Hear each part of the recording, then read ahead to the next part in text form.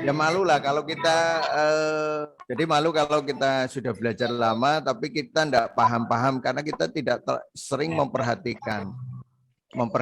Kenapa kita ya alhamdulillah kenapa saya merasakan ketika saya memperhatikan situasi yang ada kemudian dihubungkan dengan pelajaran, saya banyak mendapatkan masukan-masukan yang kemudian membuat ilmu kita itu melesat maju. Kenapa kadang ilmu kita tidak melesat maju? Karena ilmu ini yang harusnya menjadi pegangan harian kita untuk memahami situasi dan kondisi, tapi kita tidak memahaminya dalam untuk kebutuhan harian kita. Kalau ada pasien aja kita tanyakan, selesai pasien tidak ada, kita nggak mikir lagi. Itu kelirunya. Kenapa? Ilmu pengobatan itu untuk menjaga jasad kita.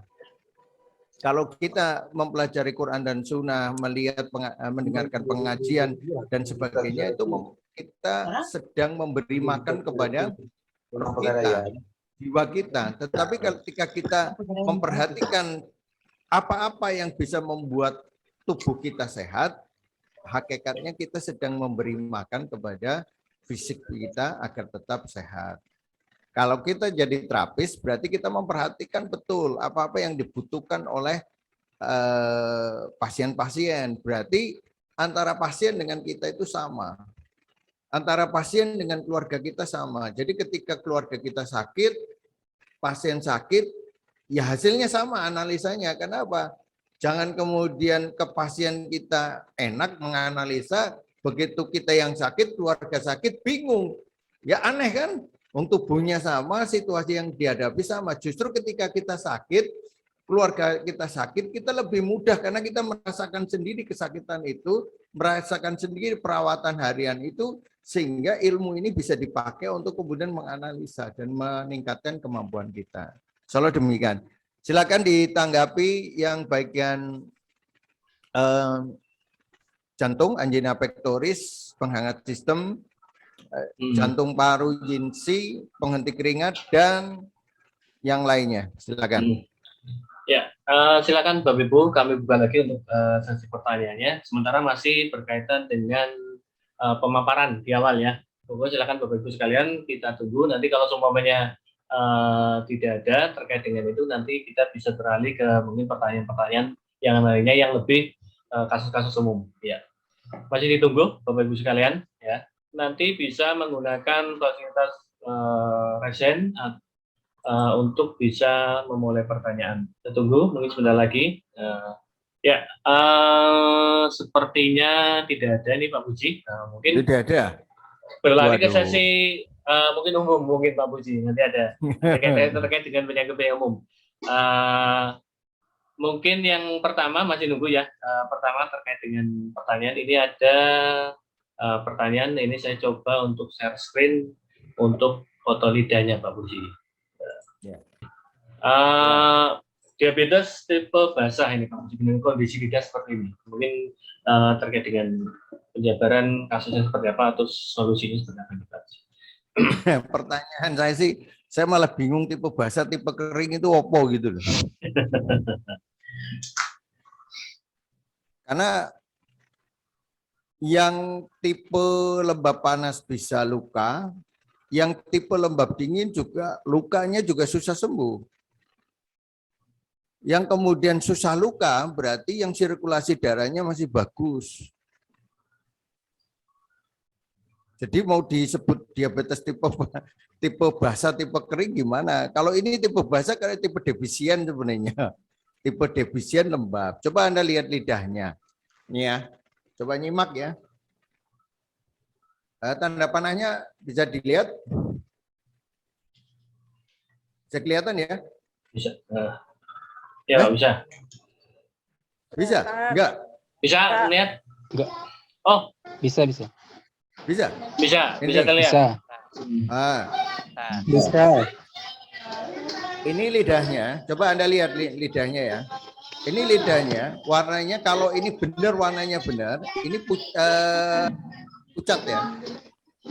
Iya. Nah, ini pucat, berarti dia defisiensi.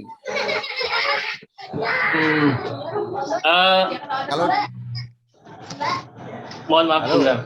sebentar Pak Puji.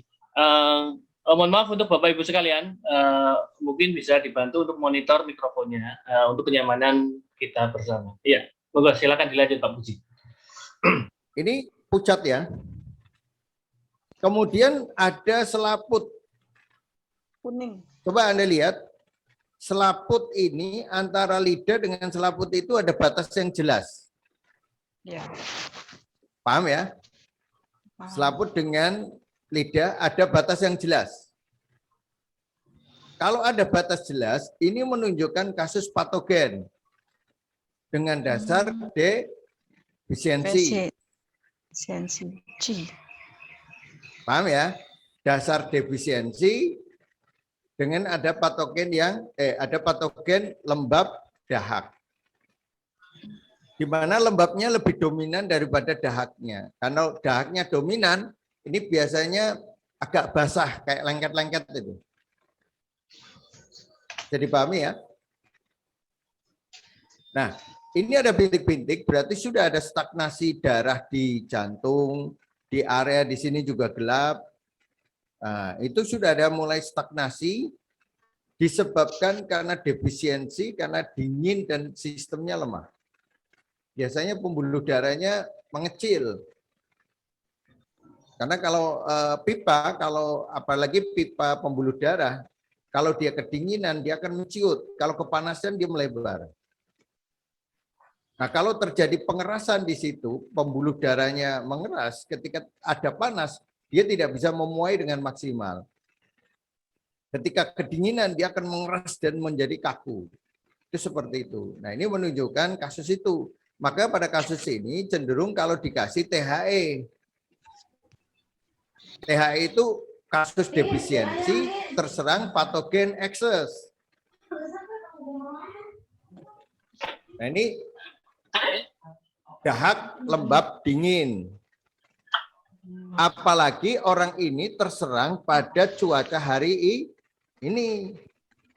Jadi ketika orang kena itu, satu Anda perhatikan dasar tubuhnya kayak apa, tipe tubuhnya seperti apa, kemudian cuaca yang sedang berlangsung seperti apa. Nanti ada orang diabetes tipe panas, kemudian terserang patogen lembab dingin, tapi dasarnya lidahnya merah. Itu yang dibuang patogennya dulu. Kenapa? Begitu patogennya dibuang, tubuhnya cukup untuk mengantisipasi hawa dingin yang ada. Tapi kalau kasusnya defisiensi, ada patogen lembab dingin, maka harus dikasih penghangat, tonikum, dan pembuang lembab dingin sekaligus. Bisa dipahami? Ini. Oke. Jadi kalau dia diabetes, ini dulu yang Anda pahami. Kemudian ketika ini sudah selesai, lembab dingin selesai, apa yang terjadi? Selanjutnya, apakah gulanya masih tinggi atau tidak? Ketika gulanya masih tinggi, yang dirasakan apa? Ada perubahan perasaan ketika masih lembab dingin atau sudah tidak berbeda? Nah, itu dianalisa ulang. Berarti apa yang harus dimasukkan lagi? Itu menjadi berbeda. Nah, ketika dia kemudian di musim panas, pada orang yang sama, gulanya tinggi, bisa jadi situasinya berbeda. Maka obat yang diberikan berbeda. Disitulah fungsi seorang terapis untuk menganalisa. Tidak kemudian orang itu dulu cocoknya dandang gendis, begitu musim hujan langsung dikasih lagi dandang gendis karena dia merasa cocok dengan itu. Tidak bisa begitu. Jadi dipahami? Monggo ditanyakan lagi. Ya, silakan Bapak Ibu, untuk kali ini sesinya sesi umum, jadi Bapak Ibu sekalian bisa bertanya terkait dengan kasus-kasus umum yang dihadapi Bapak Ibu sekalian di klinik masing-masing atau di tempat masing-masing.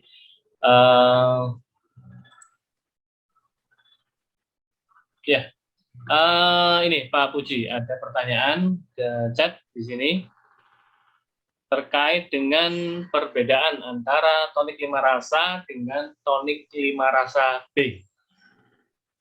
Secara prinsip komposisi sama. Yang membedakan ditambahi pembuang dahaknya lebih kuat. Yaitu ada apa namanya itu?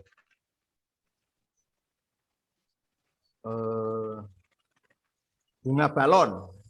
Jadi untuk membuang dahak yang pekat, kering, susah keluar, ditambah sama gancau, itu aja perbedaannya.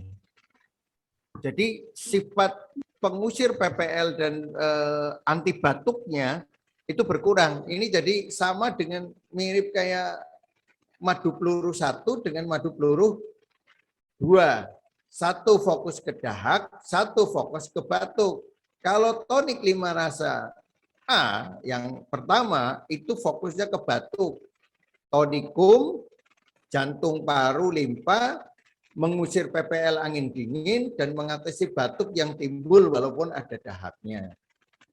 Tapi ketika dahaknya lebih, maka gunakan dominan di dahaknya gunakan tonik 5 rasa B. Ketika kelembapannya dominan, maka kombinasi dengan antimunstaki. Itu seperti itu. Ya, mudah-mudahan bisa menjawab pertanyaan dari Bu Wani ya. Silakan Bapak Ibu terkait dengan pertanyaan untuk sesi saat ini berarti sesi umum.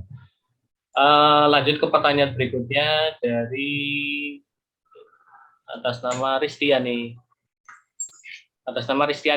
Ya, silakan. Iya Pak, mau tanya. Bismillahirrahmanirrahim. Assalamualaikum warahmatullahi wabarakatuh. Yang mau saya tanyakan mungkin terkait anak saya yang terapi dengan herbal Al-Fatih Pak, Mas Asna. Selama ini kan dia terapi dengan madu revi karena untuk perkembangan yang mengalami keterlambatan perkembangan. Terus yang kedua, dia kan punya amandel. Nah, amandel itu kan dia muncul kalau dia salah makan. Sebelum amandel itu selalu ada batuk, pilek, terus amandelnya parah, itu selalu ada benjolan di leher kanan bawah. Nah, itu kenapa ya, Pak? Terus itu kemarin kan sempat kambuh amandelnya yang ada benjolan di leher. Itu dikasih herbal radang tak, itu sembuh.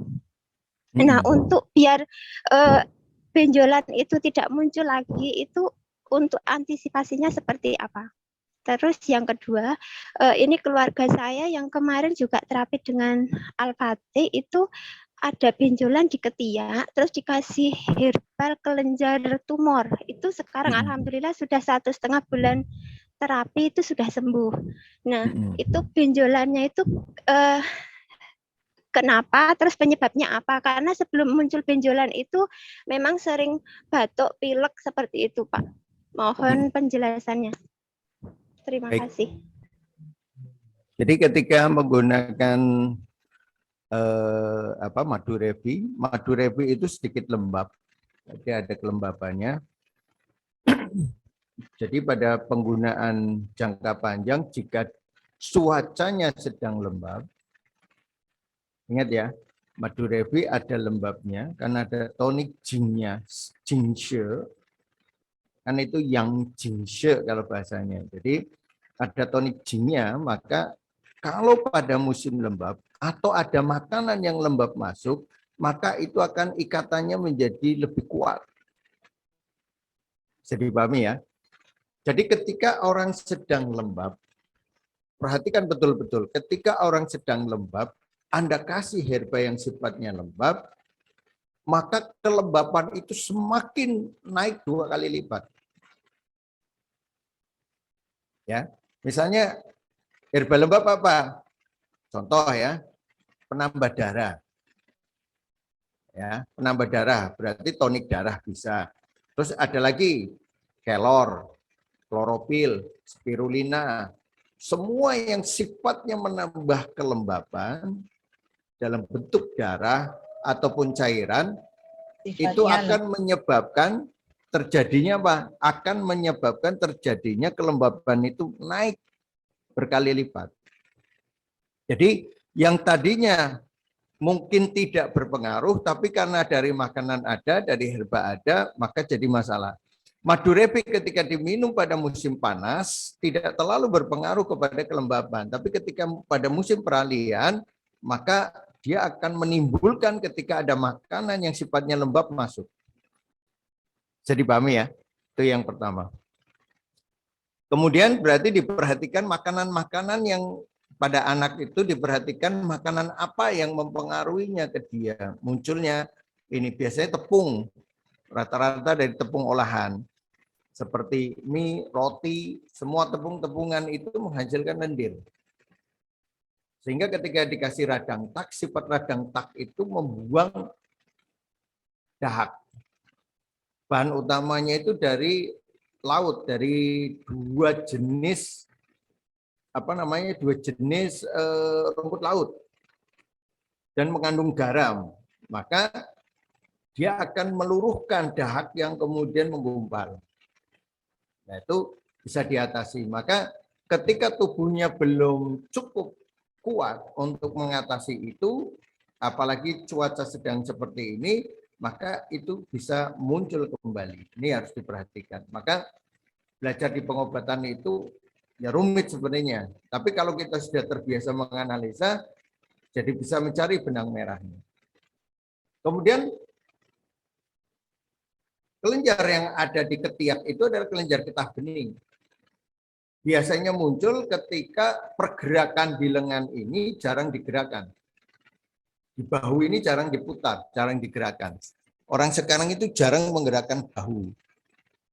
Jadi tidak maksimal. Maka banyak sumbatan di situ, termasuk dada. Otot dada jarang sekali digerakkan. Sehingga apa? Banyak tumor payudara itu muncul di situ karena kelenjar getah bening, nodus-nodusnya yang paling banyak berada di daerah lipatan-lipatan. Ketiak, selangkangan, leher. Di lipatan itu yang nantinya dia akan apa? Dia akan nanti muncul. Dia akan muncul kemudian akan memberikan masalah. Nah, maka ketika dia dikasih tumor kelenjar, karena tumor kelenjar itu sebenarnya pelancar darah. Yang kedua selain pelancar darah, dia pembuang dahak. Maka ketika dahak itu dibuang, kelenjar getah bening itu juga ikut lancar, maka yang terjadi menjadi kempes. Ini kalau dia belum membentuk, jadi kelenjar getah bening ketika dia macet, kemudian dia akan berkumpul di situ membuat benjolan. Kalau dia lancar, dia akan mengecil. Maka lancarnya bisa dengan ramuan, lancarnya bisa digerakkan. Maka kita kadang menemukan teknik-teknik yang menggerakkan reposisi tubuh, kemudian ketika digerakkan, menghasilkan benjolan itu mengecil. Berarti benjolan itu belum sampai membentuk seperti daging. Kalau sudah membentuk seperti daging, maka jadilah tumor.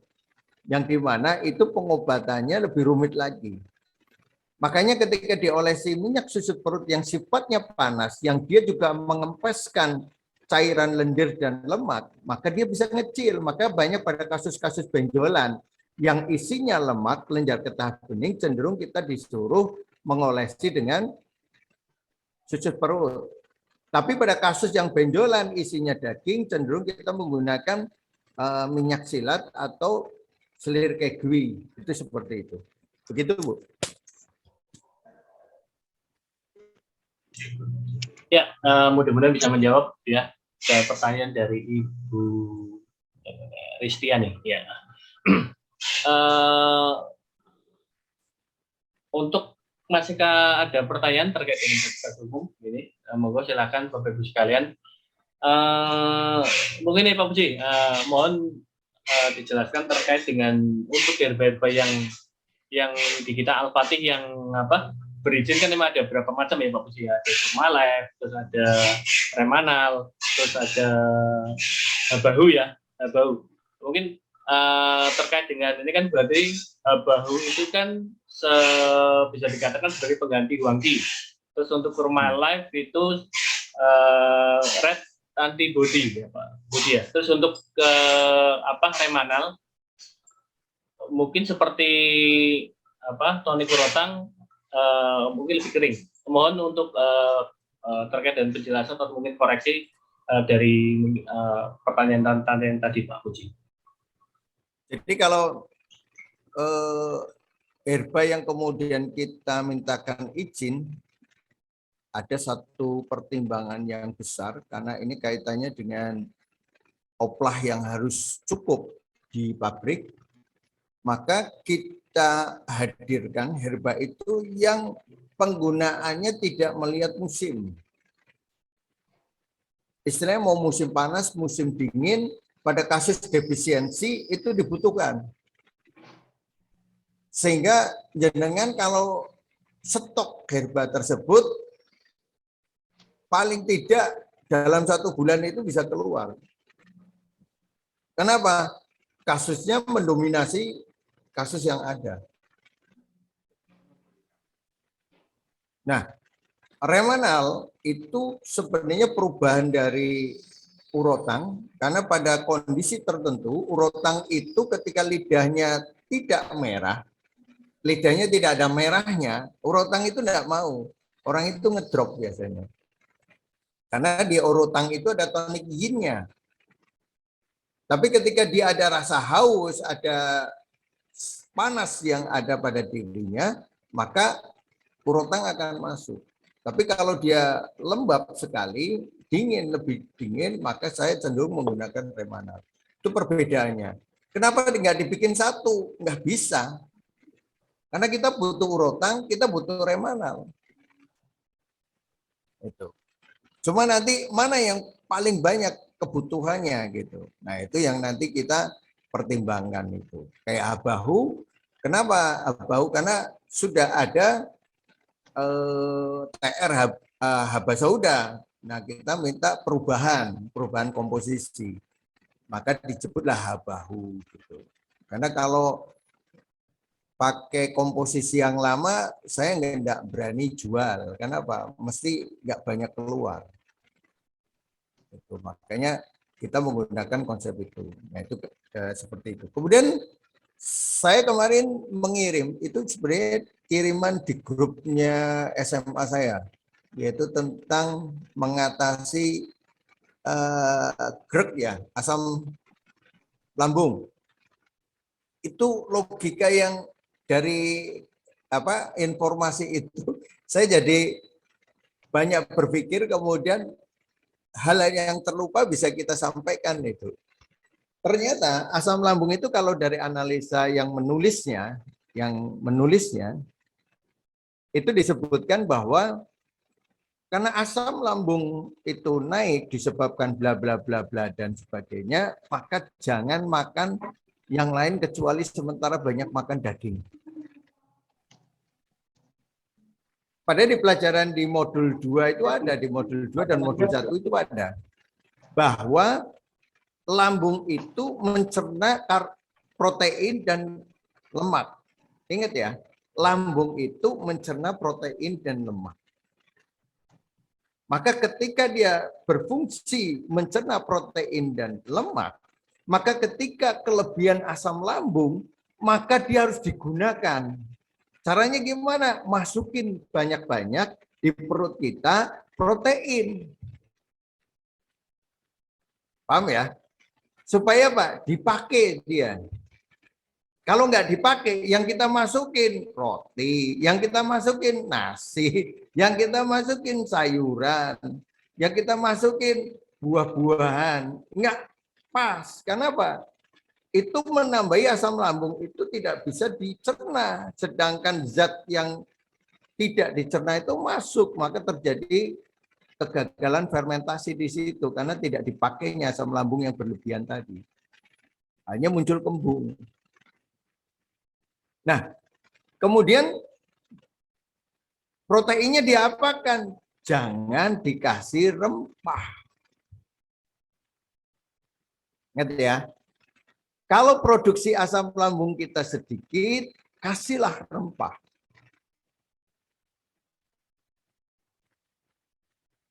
Jadi dikasih rempah kayak misalnya tongseng dengan rempah yang banyak, merica yang banyak. Supaya apa? Asam lambung naik.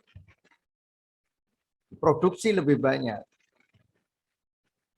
Perutnya dingin jadi hangat karena kemudian terjadi fermentasi daging tadi. Nah, ketika asam lambungnya sudah cukup, maka makan daging dibakar, direbus, atau mentah itu lebih baik. Tanpa bumbu yang banyak. Misalnya daging kambing dibakar aja setengah mateng.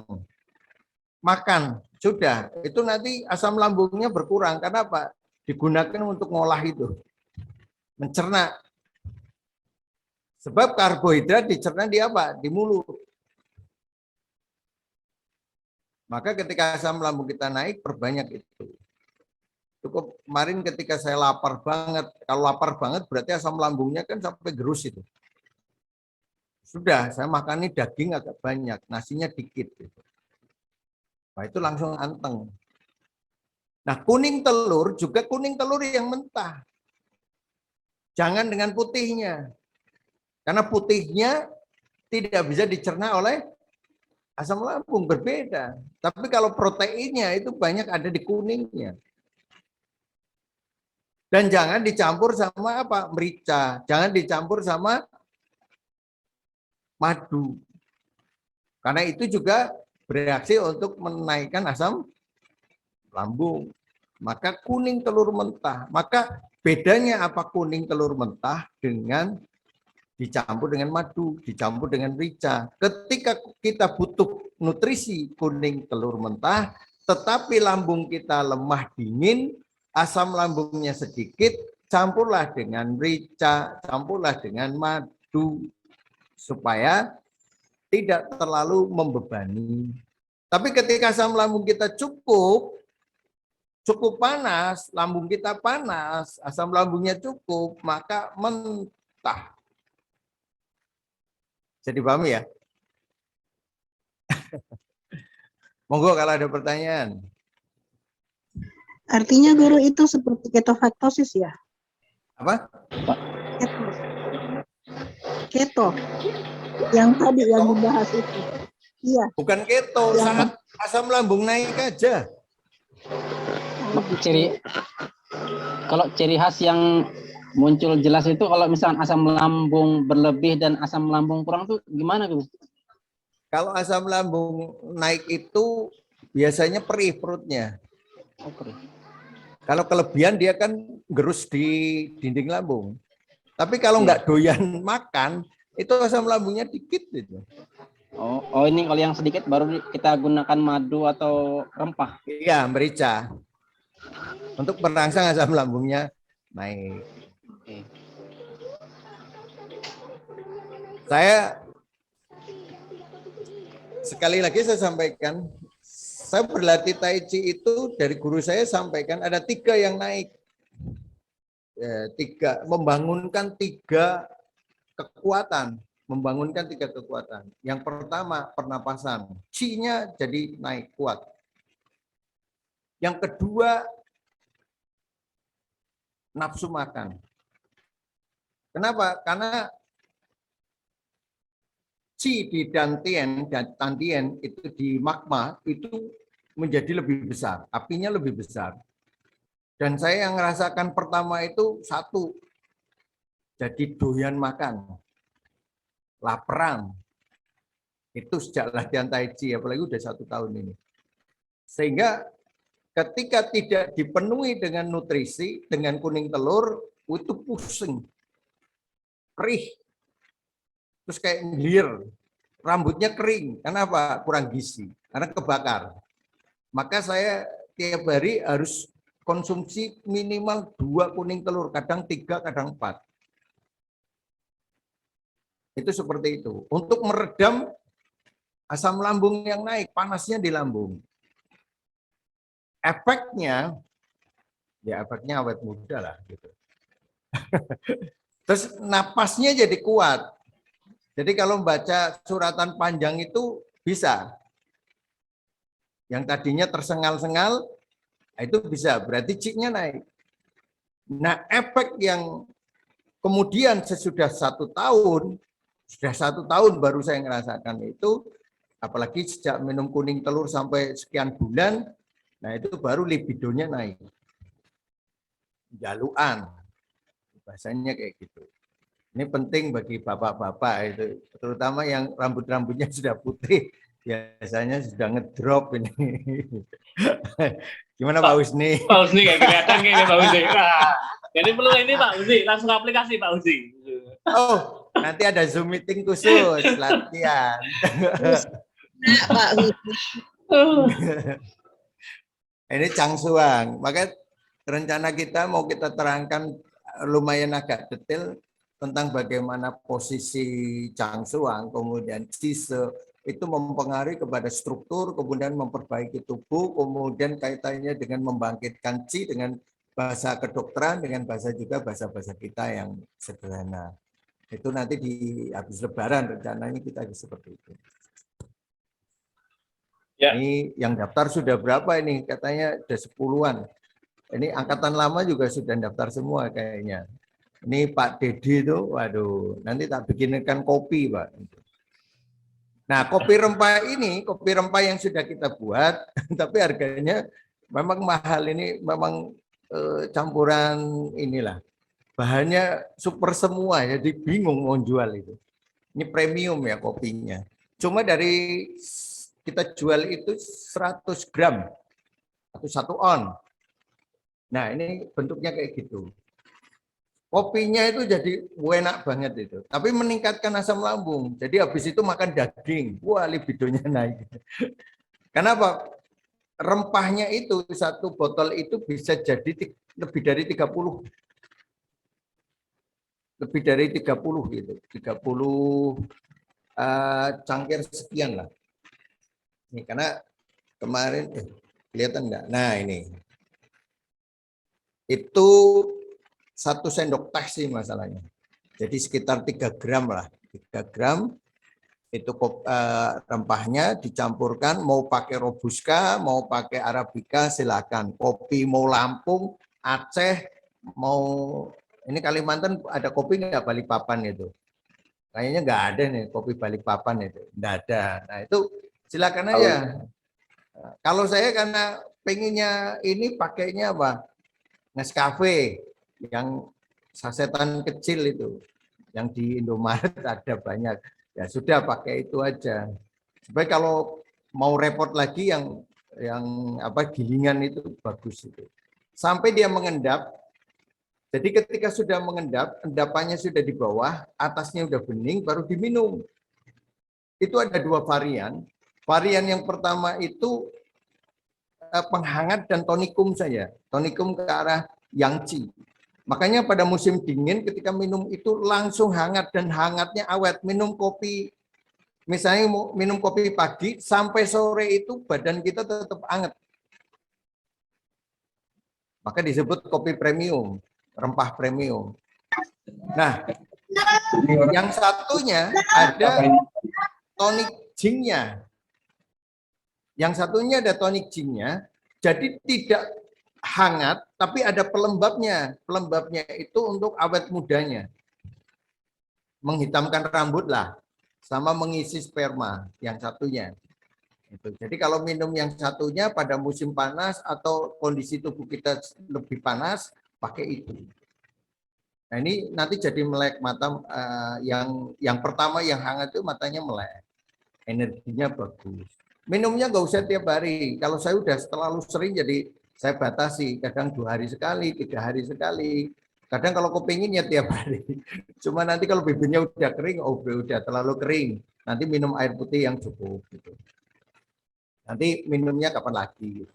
Tapi merasakan ketika kita lemah, letih, lesu, ngantukan itu hilang. Itu di rempahnya.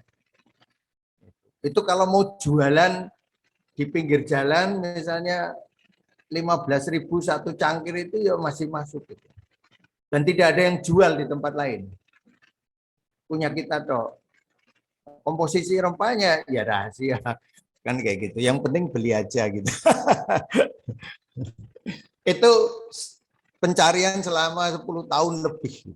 Baru ketemu komposisi yang pas dan rasanya enak.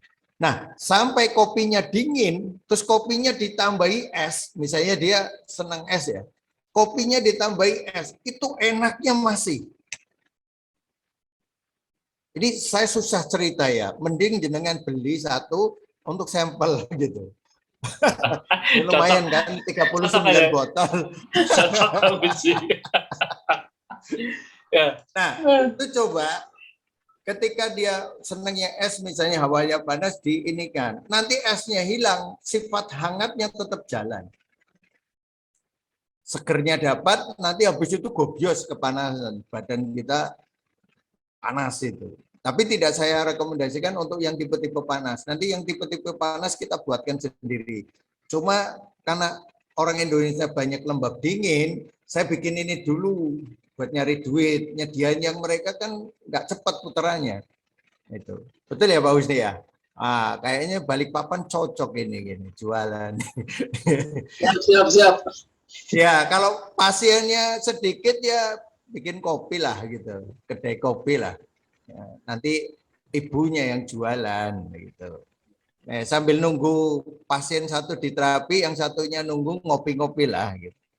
Lumayan 15.000. Ada pertanyaan katanya. Iya, ini Pak. Pertanyaan terkait dengan kuning telur.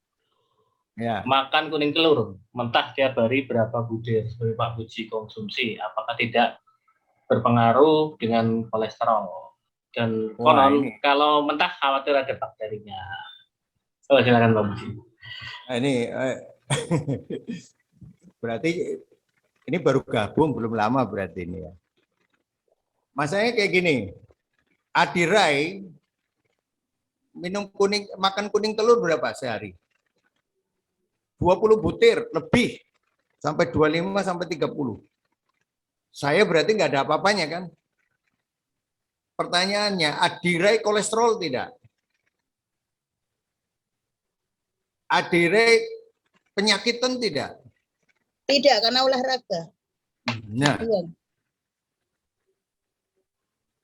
jadi kalau kita madang, tapi nggak olahraga, kolesterol.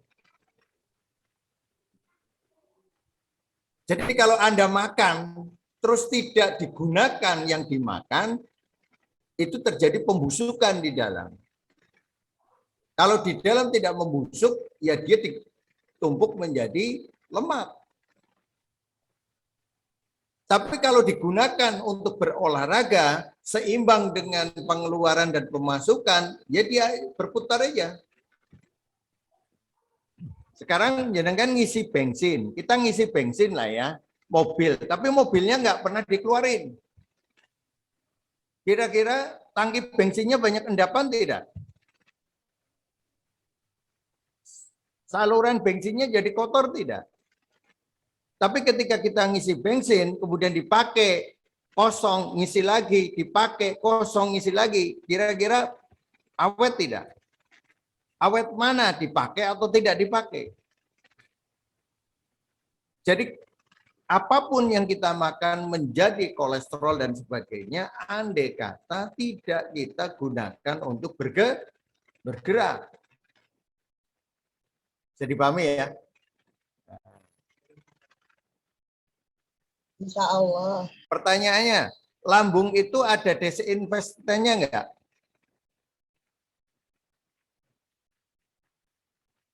Lambung, bakteri apapun yang masuk ke lambung, mati enggak? Mati. Nah, ya sudah. Padahal protein dikelola di mana? Ya, di lambung. Ya, udah. Nah, kalau bakterinya itu jadi masalah, harusnya anak ayam itu udah mati. Karena begitu dia lahir, kotor nggak? Nah, ketika dia lahir, anak ayam, tempat ibunya penuh dengan bakteri. Harusnya dia mati. Tapi apa? Allah memberikan kemampuan si ayam itu untuk beradaptasi. Nah, kita orang makan kuning telur dari dulu sampai sekarang, betul?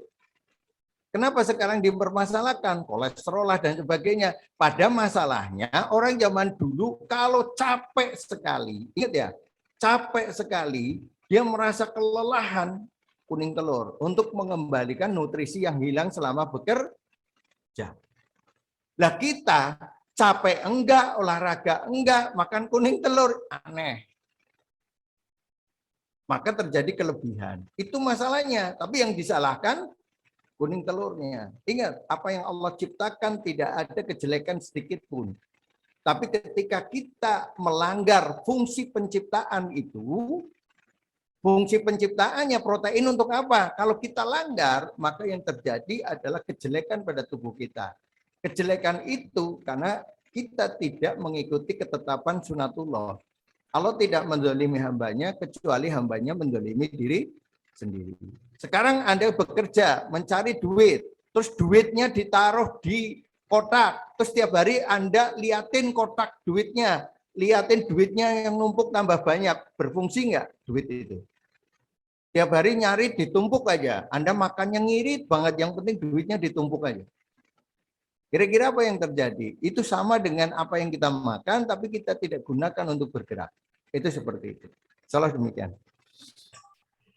Ya, terima kasih. Pak Puji, lanjut untuk pertanyaan berikutnya. Ini ada di chat ya. Suhu, dalam kasus lambung, saya sering meresepkan guangki atau habahu. Yang mau saya tanyakan, kenapa setelah minum guangki atau habahu, perut lebih sering cepat merasa lapar? Padahal kebanyakan pasien saya pada memelihara berat badan. Adakah solusi herbal yang lain agar lambung mereka pada sehat dan normal kembali tanpa ada keinginan makan terus? Mohon pencerahannya, Suhu. Habahu itu, huangki itu adalah menguatkan tonik perut. Yang nggak doyan makan supaya doyan makan.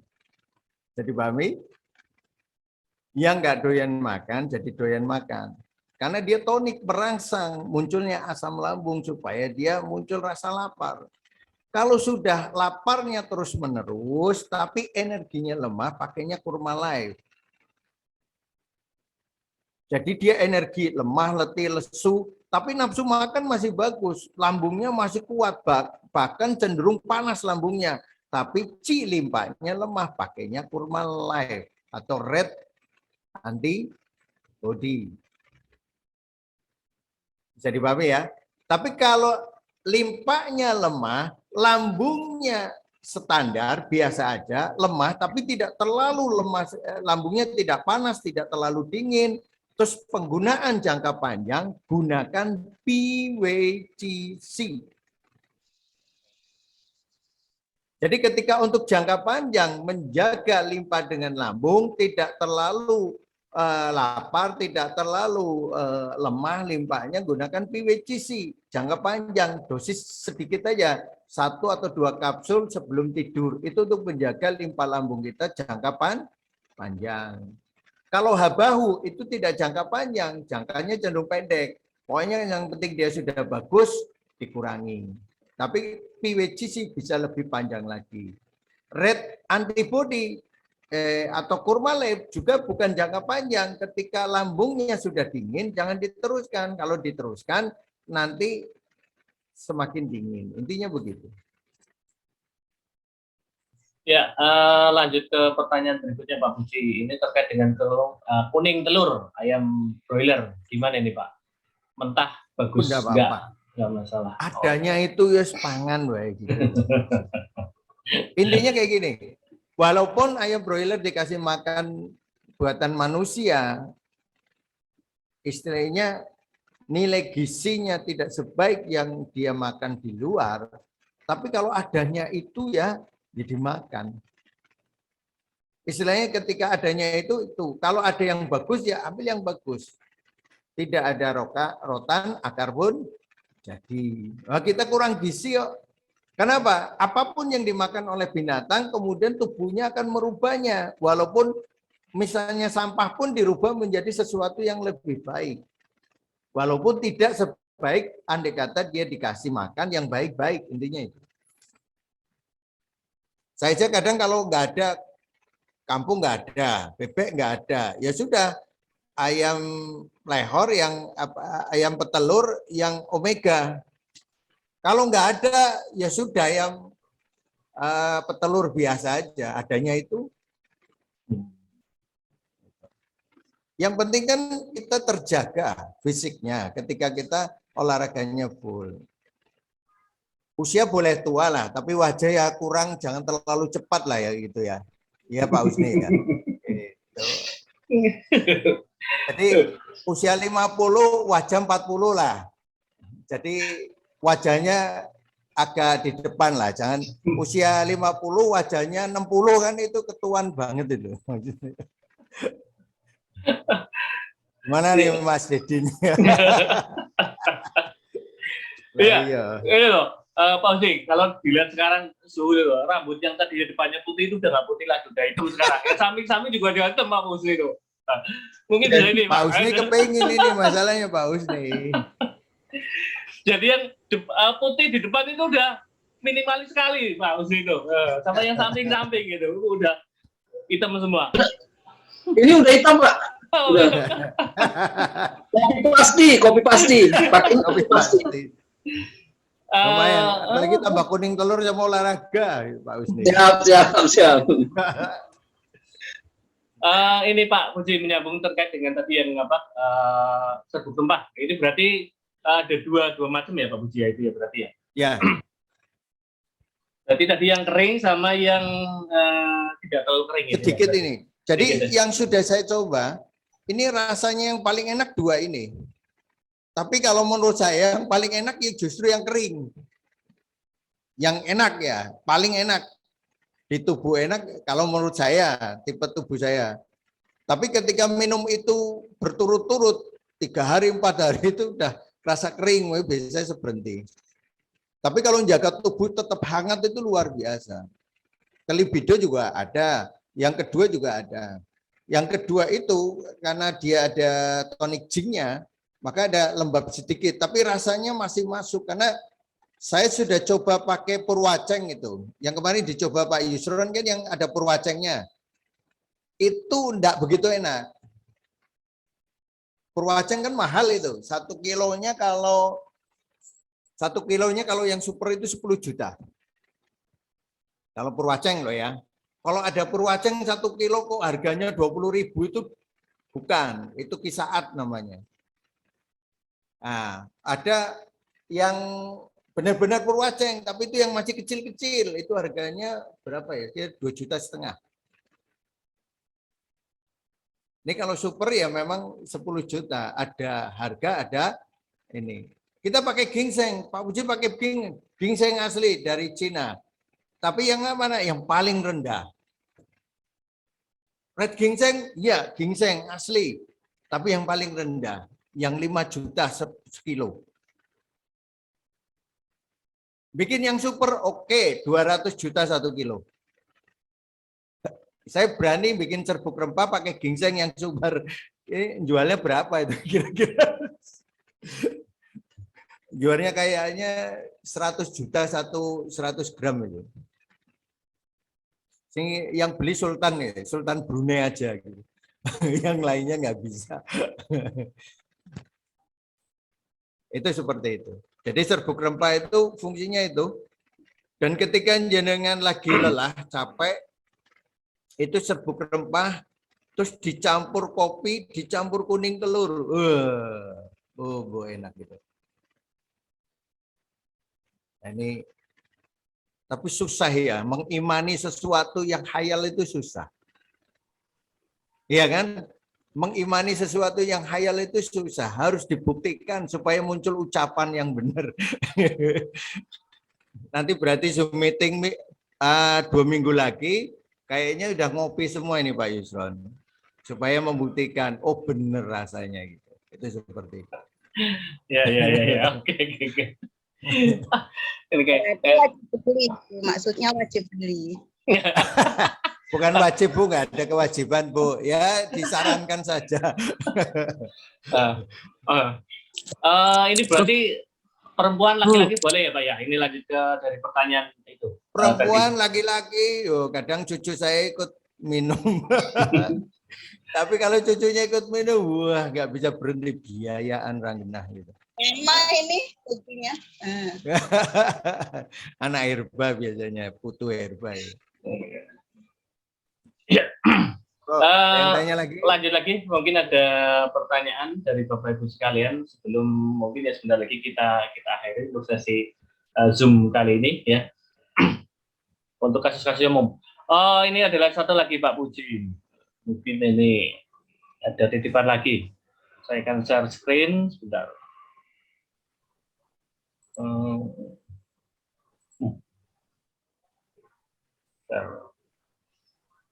Ini. Ini Pak Puji. Kondisi lidah seperti ini, gula tinggi, tiroid di leher, nafsu makan, nggak nafsu makan, usia 60 tahun.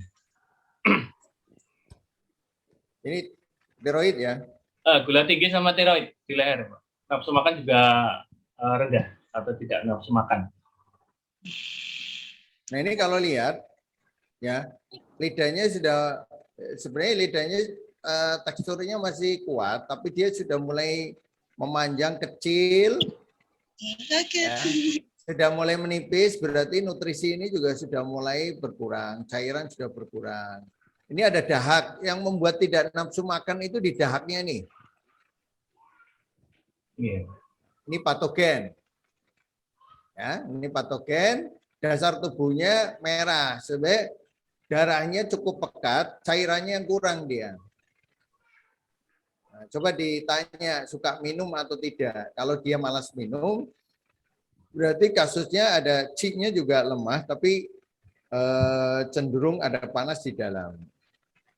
Nah, ini kalau kayak gini, ini biasanya kalau dia masih kuat dikasih dandan gendis sama pembuang dahak encer ini. Satu-satu. Kalau dia tidak nafsu makan, ada mual, dan pembuang dahaknya diganti antimunstaki. Nanti kalau sudah mulai nafsu makan, dandan gendis saja, tapi dosisnya kecil. 1 dulu, 3 kali 1 dulu, atau 2 kali 1 dulu, untuk pemulihannya dia.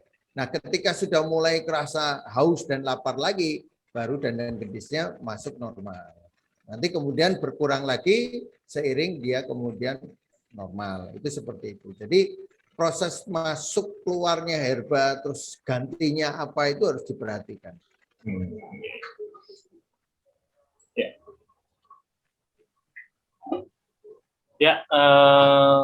Jadi ya berarti terkait dengan pertanyaan itu pertanyaan kasus ya, kasus gula darah tinggi dengan kondisi tidak nafsu makan dan ada kami tunggu lagi untuk satu pertanyaan dari Bapak Ibu sekalian sebelum sepertinya sudah mendekati sesi-sesi terakhir. Masih kami tunggu Bapak Ibu sekalian.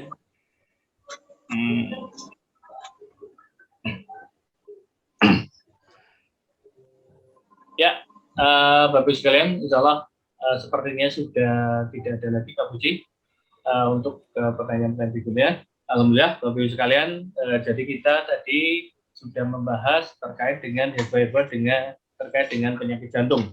Ada beberapa herba yang sudah dibahas, insya Allah untuk pertemuan berikutnya lanjut ke pembahasan herba-herba yang selanjutnya.